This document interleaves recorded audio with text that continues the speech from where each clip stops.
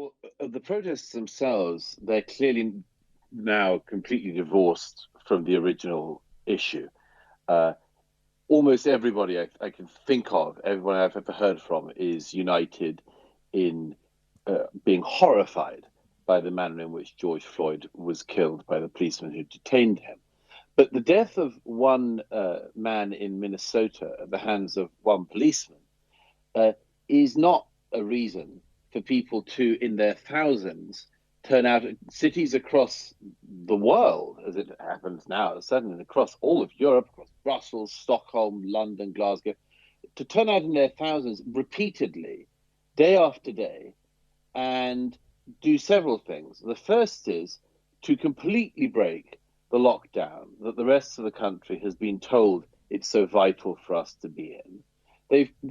We've decided as a society, the police has decided, the governments have decided that there's one thing more important than the coronavirus. There's one thing even more important than stopping the spread of the coronavirus, and that's anyone who just says they want to turn out, whether they mean it or not, to protest in this manner. And the second thing is that we are seeing in this what the things in our society are that we are really fearful of.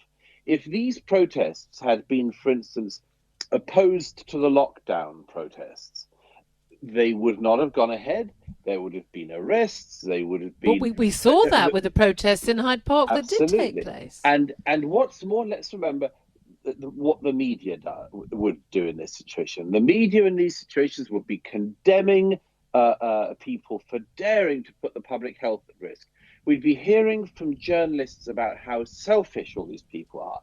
But when it comes to this one, because the protesters are able to say it's under the guise of Black Lives Matter, and I think, as I say, that's gone to the background now, and this is about other things, they can say it's about Black Lives Matter, and so everybody's shut up because so many people have been persuaded of this stupid idea that if something says it's called Black Lives Matter, that's what it is, and you can't criticize it, and you can't object to it, and that is the reason. But the interesting thing is, you say in the position they are in.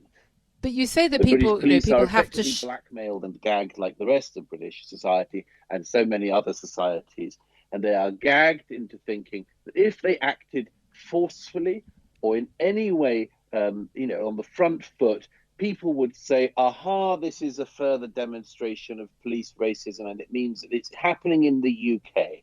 And so I don't envy the police. They've been stuck to a great degree by the wider societal pusillanimity when it comes to a group that turns from having a righteous cause into being a thuggish and extremely troubling demonstration day after day.